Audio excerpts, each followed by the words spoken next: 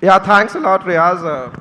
It seems I think you used some AI to summarize the introductions because at least for my introduction, I could spot some hallucinations and exaggerations, but I'm not complaining because it makes me look better than I am. So thanks a ton. And secondly, I first time learned how to pronounce SocGen. So thanks for that. So good morning, Bangalore. It's lovely, as Samir said, to see room brimming with people. I was getting messages, there are no chairs here. I said, you should have looked at the invite. If you come after 10 a.m., you need to also get your own chair. Perhaps maybe that's one thing, maybe, I don't know if technology can in future help to produce a chair. But I think it'll be good, given it's morning time. We all had our tea and coffee to get audience engaged into this conversation. So maybe it'll be good to do an audience poll to say how tough the job for this panel is going to be. So my question to all of you is going to be, do you think Gen AI is really something profound? Do you think it's the next iPhone movement, or what internet was, or what desktop was, and it's going to drastically change the way we work? So all those who believe it is, I would request them to raise their hands. Wow. No, it's great to see. I think this audience is quite converted, but I can still see there are a lot of people who are still sitting on the fence. And maybe I'll start with a story if that helps. So honestly, preparing for this conference, I didn't realize Samir Dhanranjani is such a tough taskmaster. So honestly, our last 5 days, I had a lot of AI. And literally, I thought I was this much away from dreaming about Sam Altman last night. So I said, let me actually look at something which is away from AI and clean my head before I go to bed. So last night, I switched on a serial on longevity on Netflix. And the first thing they say is, AI is going to make you immortal. And I was like, oh, gosh.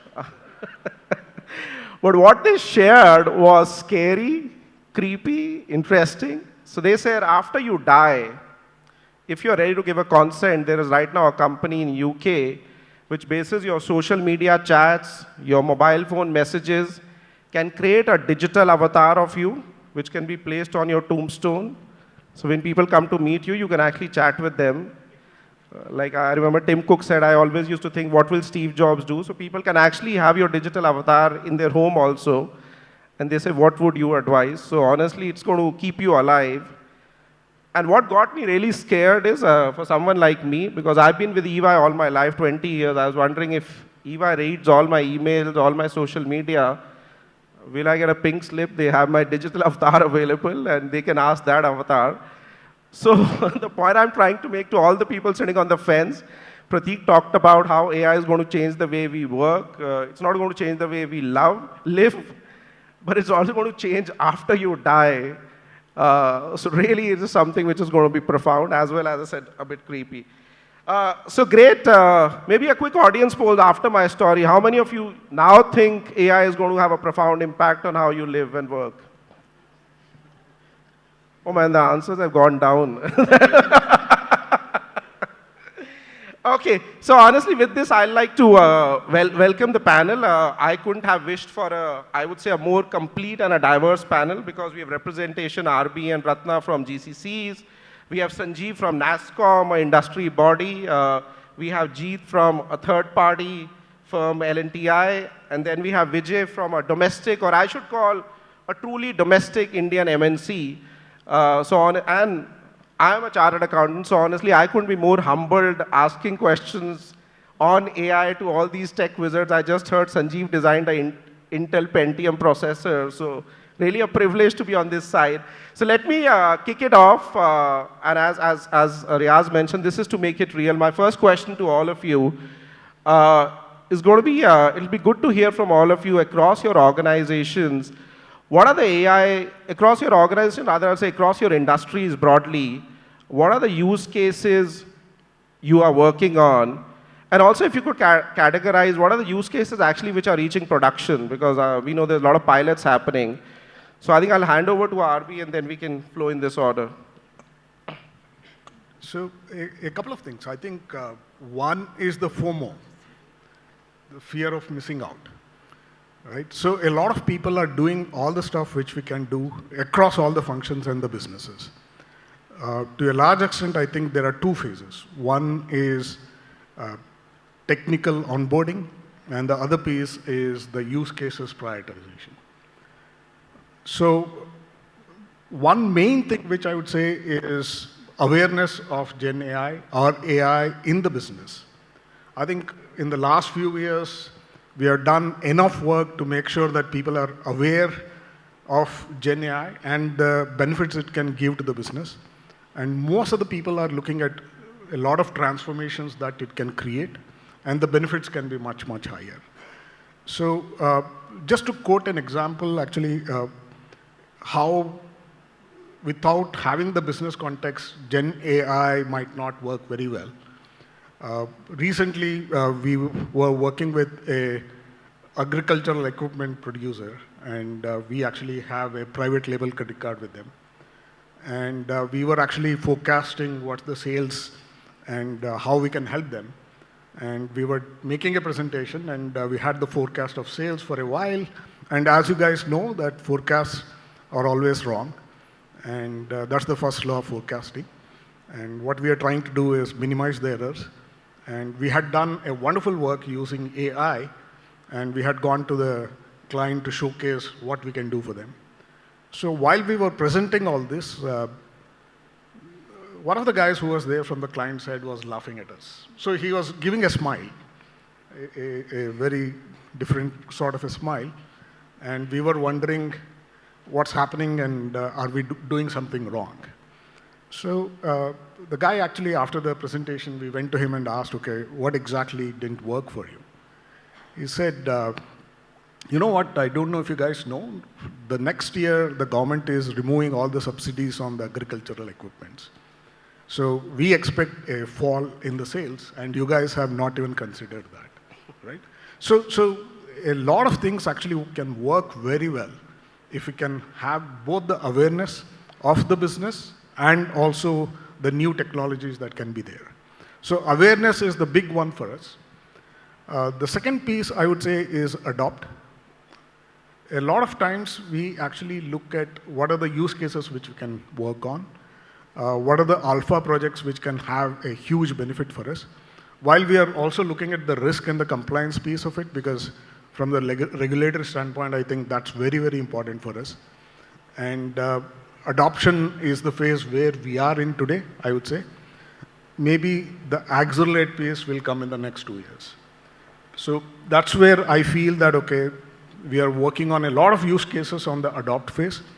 We are also limiting the number of use cases so that we learn over a period of time. Sometimes it might be like we don't want to put a lot of things which might not work, but we are looking at proof of concepts, proof of things which can help us, because we also want to learn if something doesn't work. We need to document that and make sure that we don't repeat the mistakes again. Awesome. So that's something which we are working on right now. And are we anything you're looking at production scale? Not yet actually. Okay. I think. Awesome. No, and great. I think the context point on business context is very important. So Sanjeev, over to you. I think it'll be great to hear. I think given you consult multiple industries, what are the 2-3 specific areas where you're seeing use cases playing out and there is confidence they could go to production grade? Right. So as we said in the introduction, that we build a collaborative network to solve certain problems. People come to us to reach out to the people who may have solutions, right? And a lot of people come with different type of problems. I'll share some of them, which have, some small ones have gone into production. Some of them are still in development stage. Simple things, HR department asking, I get a lot of queries, can I just automate that? Anybody who calls us, can that be answered automatically? So that is already in production in one of the companies, right? A simple thing, it's solving, takes away a lot of phone calls for HR, right? Sure. So these are the low-hanging ones. Some from the banking side, or even from the enterprise side. Let me start with this, dealing with unstructured data. That is a big problem. People have come with problem statements, saying that, yeah, we have so many agreements which run into 30, 40, 50 pages. Is there a way we can detect risk in that, right? I mean, while there you can always search. Now, there have been softwares already that exist which look for certain lines, they look for certain things, but now can you see what is the implied risk somewhere also, Sure. right? That's where the Gen AI comes into play, right? This is not there yet. People are working on it, and we have people who are working on it at this point of time. But there are nobody comes with saying that I want a Gen AI thing. They say I want this. But the thing is, so the solutions which were being developed using their own homegrown technologies now can be much easier and can be solved in a much better way. That is what we have found. And then there are people who want magic. You know, I'm making a phone call to sign up a customer, especially in the banking, insurance area. Can you tell who's a better prospective buyer or who's a real one or who's not? I don't know whether that can be solved or not, but these are the type of queries we have got, right? Or who's a fraud there, and you know. So I mean, there are many more things, but these are the key ones that come to mind. Now, the one thing which is Gen AI, and I think it's encouraging. I think it's making our imagination run wild. And I think that's the way to go. But I'll say one more before I before I pass on, is one has come from an education department. They set up question papers, 2 question mark, 4 question mark, and they call all the people from the state to set up that question paper. Now they say, can we find a way that we find these 2 questions or 2-mark question or 4-mark question, can that be detected or found through AI? Right now the problem is just find out from the old papers and just do it rather than calling 100 teachers and spending 100 crores doing it, right? So these are the things still in discussion phase, but I thought I'll share it just to trigger people's imagination on that, right? No, thanks, we passed out of school, so we won't be at question papers. Right? Yeah, over to you, Vijay. I think it'll be interesting, given there are a lot of GCCs here, so there's always, I think, people are eager to hear what a domestic enterprise, especially with the international presence, you are looking at doing. Yeah. Hello everyone, good morning. I think the real part of what you just said is not just a domestic MNC, but we are in the agricultural sector. Yeah. Somehow, finally, we have found ways to convince people in our value chain on the benefits of data and AI. And here comes Gen AI giving us a new challenge. Okay, and from what I see generally, right? So the ultimate aim of data monetization is to start inward and then push it outward across further in your value chain. And that's where I believe the real value unlock will happen, but that's where the real struggle will also happen. So in our world, so Sanjeev just talked about almost multiple companies, multiple use cases, tick box, most of the items we were thinking about. But generically, all chemical companies, I think in the molecular design space, which today takes weeks and months, I think there's definite potential of acceleration and unlocking. So molecular design, use of generative AI for molecular design is definitely a good hit rate aspect.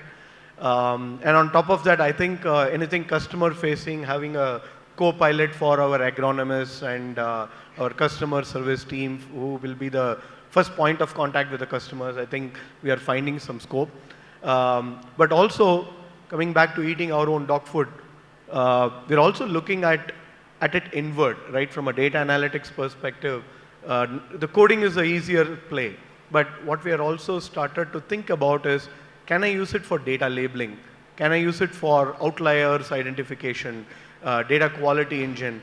Can we use some of these very quick internal use case where the customer is technology oriented to show the value and then use that momentum to drive outwards? So that's the thought process. So that's great. I think, Vijay, one point you said, I think was quite profound. I think everyone having an AI co-pilot or an AI assistant, I think that is something which perhaps is quite near.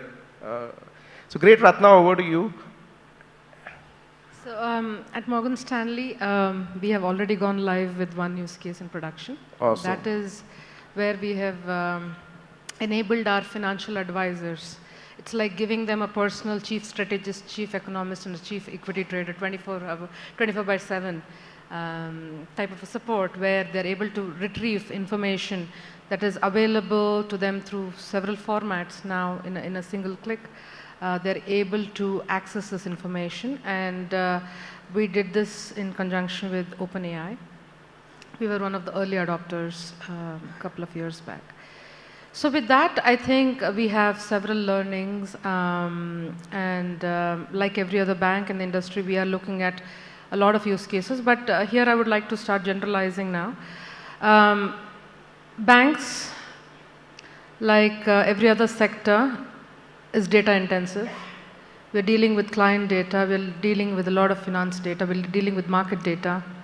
So information retrieval, summarization, making sense of research reports, and giving it in a very concise format to the consumer, which is somebody within the bank, is something that is now well enabled with Gen AI. We have looked at it and we continue to experiment more. And what is interesting is, I think when AI as a technology was discovered by the banks, we're still unlocking the power of AI. But I think most of the use cases that banks come across is similar. Everybody is experimenting, everybody is developing talent, they're educating clients, they're educating their tech and business people. While we're doing that, I also see that the use cases are very similar across the industry, whether it is data classification for technology, AI co-pilots for coding, automatic generation of test cases, test data. So all of the tech is most excited about this technology for sure. Coming to the business side, business is equally excited, I would say, because now with the power of Gen AI, they can look at mortgage documents. The whole underwriting of mortgage documents is a very complicated process. I think bond issuance is a complex process. Reviewing bank loan documents is time intensive. All of this can be done very quickly, but the whole catch is about training the LLMs. That's where I think all of us in the banking sector are learning profusely. It's exciting to come up with use cases. I think if there was a competition between enterprises who comes up with the maximum number of use cases, I think everybody would be in competition. But the whole challenge is about how do we progress with these use cases? How do we prioritize them? What makes most sense? Because some of these use cases are not revenue making. Or most of these use cases are not about revenue generation, it's about productivity, it's about making lives easier. So when it comes in that category, the whole paradigm changes. When the whole paradigm shifts, then you're in every enterprise quickly, after generating a number of use cases, after educating its folks, then comes into prioritization, and then the implementation, because we are highly regulated, as RB mentioned, dealing with the risk, compliance, legal, cyber, and of course, AI has to be responsible, very responsible when it comes to the financial industry. So putting all of these parameters together, I think my view is we will start going slow in terms of going to production, because the development cost is extremely high with all of these use cases. So the prioritization, very, very careful measurement of the impact is something that all of the banks have stepped into as a phase now. And just to make sure, I think everyone got the impact of you saying you pretty much have provided a sort of a genie to your financial advisor so they can consult when they are interacting with their customers, and that when they're with their clients, they're able to get all the information in a jiffy. So it's like real time. You can speak. It's real time. As you're saying, it's like a chief economist, chief strategy. We have gone to production with over 20,000 financial advisors at this point, but there's a lot of learning that comes from it. Okay. No, awesome, great. Yeah, over to you, Jeet. I think you're in a unique position as a third party. I think it'll be good to know both within LTI and from a client perspective, couple of use cases. And I'd just like to time box, given we have 30 minutes, 2 minutes would be awesome. Okay, if you're going to time box, I'm going to say pretty much all what they talked about we are doing for our customers. I think we are IT's product and services company. And I think as you can think about some of the most low-hanging fruits, each of our customers are experimenting and scaling, whether you talk it from a sales and marketing perspective, or doing the marketing campaigns, the marketing operations. So I think these are the things which, irrespective of the industry, people are experimenting. And I can say about, tend to agree with one of my colleagues who keeps talking about Gen AI is the GPT, which is nothing but general purpose technology, not the chat GPT part. And it's like electricity or something. it started reaching a scale where it's getting into mainstream adoption, but I think there is still infancy about how to use, right way to use, art of possible and other things are there. So I think from a client's perspective, I think this is a more fascinating area for us to work, and how do you drive like any other technology hype cycle, but at least I believe this is there. Now, probably this is one of the mega trend fundamentally disrupting or encouraging even IT services product companies to think about how do you really do, going back to what you talked about, eat your own dog food.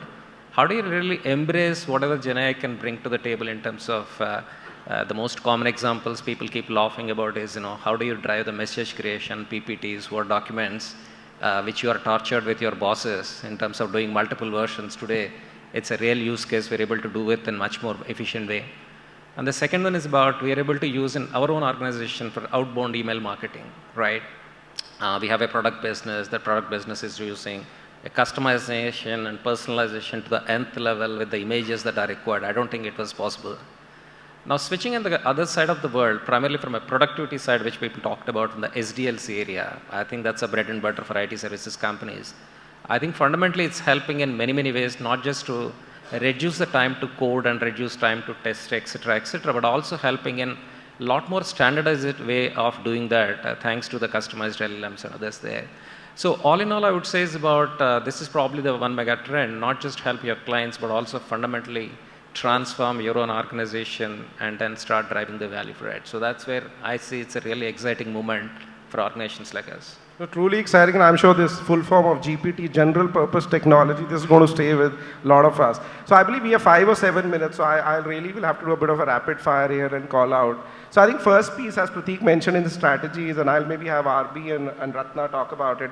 How are you making sure that you are creating this awareness, education, excitement, and also managing the over-excitement, getting the realism? So I think if some specific interventions you can talk about in 60 seconds, both of you. Sure, I can start. So I think as any other technology comes, this technology has hit us in a mass scale. Even before it has been completely experimented within the organization, I think it hit the masses. So educating our business the right way was one of the first steps, and I think educating the business today is not super difficult because they are excited as well to learn Gen AI. And being in the US, I think we've been able to take our businesses worldwide to the West Coast, meet the companies, meet the big players, and learn firsthand as to what this technology really brings, see it in motion, see the cloud implementations, see the on-prem implementations, and I think that's how the OpenAI introduction came. And other tech players have also been extremely, I would say, have taken the leap at creating the right LLM models that, more than the foundational models, I think they've gone deep into personalization of these models and the introduction of all of these to the business directly and creating awareness within the organization, I think has been quite easier compared to doing it for AI. I think Gen AI has been a better experience for us. Yeah. I think the risk of not being aware of this is much higher. So everybody is actually looking at it. I guess awareness has been created through various sessions. I think we have a lot of people coming and talking about us, showcasing some of the use cases. We also have a lab, the innovation lab, where we are experimenting certain things. We run an innovation program where a lot of people actually come up with these ideas, and we make these ideas big to all the people across, talking about it and saying how it can impact. Most of the ideas are mostly focused on productivity and stuff like that. So to a large extent, I think automation, productivity, the benefits which we can get can be really derived, and that's like low-hanging fruit right now, so everybody is getting into this. So awareness is not a big deal at this point in time, if you ask me. I think yesterday we had a town hall where the CEO actually came on stage and said, okay, do you guys know Gen AI now? Right? And pretty much the entire audience said, yes, we know about it, so will it take our jobs? So that was the question which they were asking, but pretty much I think the awareness is very, very high right now. Great. Yeah. So maybe I'll move to Sanjeev and Jeet. Given you consult multiple organizations, it'll be good to hear from you. And Prateek, I think, briefly alluded to that fact that what are the decision models or the algorithms you are building when your clients, like you talked about prioritization, Ratna talked about the cost of it. So when people are coming out with use cases, what are the decision variables you are consulting to your clients to use to prioritize them and say a go, no go? Maybe Jeet, you first, and then we can go to Sanjeev. Yeah, and I think just picking up a cue from what we talked about, I think that awareness is there, but sometimes a half knowledge or half information is going to be more painful for us to deal with. In terms of the prioritization, now there is a laundry list of use cases everyone is trying to do.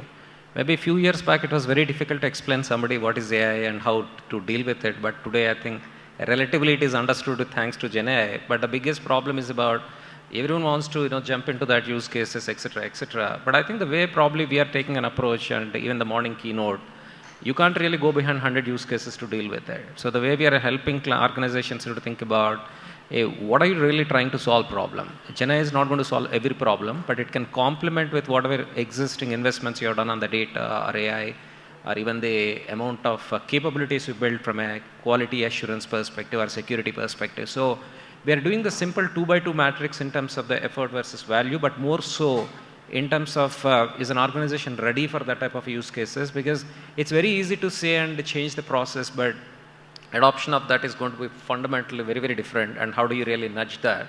So we look at that kind of a framework at this point of time, and most of the organization you end up doing the low-hanging fruits and then pick up that. And I think once there is a decent amount of adoption, I think that's where the change agents and other pieces are coming. But I see at this point of time, there is super excitement from the business groups whomever we are interacting with. I think the tough challenge for whoever is in the middle of solving these problems to drive this evaluation is the tough thing to do. Great. Yes, Sanjeev, 60 seconds. Yeah. So no single piece of advice except that, I tell people try out few things. There can't be 100% sure answers for anything, especially when we are in the infancy of this technology. Try out few things. Some things will work, some things will not, which is fine. Privacy is a big concern, as Prateek also pointed out in his keynote. I don't have, till we get to your own model, in-house model, we'll not have a complete privacy. But in general, I'll say a lot of solutions out there, collaborative solutions to be done. Not everything can, no matter how good you are, you cannot do everything yourself. No, great. So I think larger message is to experiment, because it's very difficult to build a scientific algorithm. It's still a bit of a art rather than the science to pick up the right one. Yeah, so my question, and this is to you, Vijay and Ratna, and I think Jeet, thanks for bringing up that point, that how is Gen AI, what's the operating model you're building in your organization? So it's building as a COE, is it sitting under technology? Is it a data play? How is the business interplay happening? So what's the overall operating model right now, which you are looking at within your organizations to make sure it's a success, full, scalable, and also you're managing the risk? So, yeah, if I may start. Okay. So the one thing we have always been conscious about not to do, that's what we are doing right now, right? It's a solution looking for a problem. And we are, almost all organizations are looking at Gen AI and saying, okay, FOMO, let's figure out where we could use Gen AI. Instead, I think the right way to look at it, first of all, is another, let's say, ammo in your armory, and then see where, which of the current problems we could solve differently. As we look through it, operationally, a critical piece of Gen AI is trust. I think it has to be business driven. There is a lot of course, buzz around wanting to be in the game, but there is also a lack of trust. There's a threat of trust that is around, and that is where I think I see this somewhere between the ML ops and the model hub. So I see this creating a validation layer in between, where I take one of the generic models and create a layer in the model hub which creates a solution for me. So you're saying within your analytics organization where you're looking at? It is built in my COE, that's correct. And somewhere in between my ML ops and the ML hub layer, model hub layer. Yeah, Ratna. So I think banks set up the AI governance committee before doing anything else. Okay. So the governance committee is driving a lot of things. But I think Prateek pretty much gave away some of the banking models in terms of doing the use cases first, then coming up with strategic partners, prioritizing, setting up of governance committees with legal compliance risk, setting up the talent and the educative portion, and most of all the experimentation. I think usually the AI strategy is covering all of these things. But as a bank, as I told you, our wealth management has already gone live with one use case. And then now we have the opportunity to experiment with the centralized, decentralized, and hybrid COE models as well, because now, Gen AI is going to go at scale at some point of time, and we need to experiment with most of them. I don't think one model works for the banks of our size. You're also looking at some things within business lines or businesses. It But will be overall, like is data analytics the team, which is the spearhead or the tip of the spear, which is carrying this agenda forward? Or? No. Okay.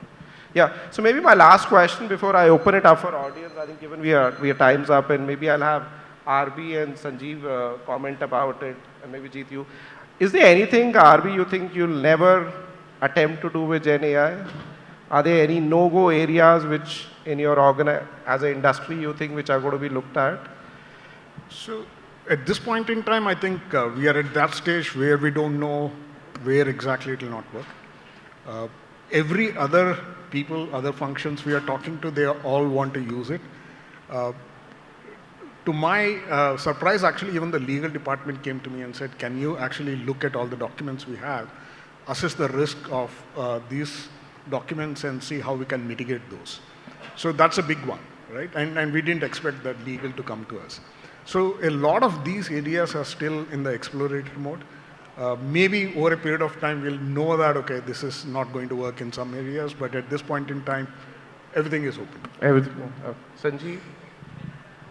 No, I am a believer of trying out things. I'll say try out everything, figure it out, then you leave it for based on the results. You decide what you want to do, don't want to do. Don't totally count on it. Don't leave the future of people in the hands of AI. That's the only thing I will say. Other than that, you can try everything. Yeah, so you're saying performance feedback at least should not be given. I think somewhere human in the loop has to be kept. Anyone else? Yeah, maybe I'll just add to that. At this point of time, based on the learning from other organizations, I would only say any interactions without a moderation, I don't think at this point of time really want to do that without human in the loop. There is a lot of opportunity to automate, but I also don't want at this point of time doing any problems that can be solved in a deterministic manner, trying to do it the probabilistic and probably continue to get a different results every day morning for sales or margins. I don't want to implement that. So I think those are the couple of areas I can think about at this time and want to experiment. Awesome. So great. I think with this, I'll, Samir, do you want? So thank you so much. Here's what we're doing. Let's give them a round of applause, right? What a lovely conversation.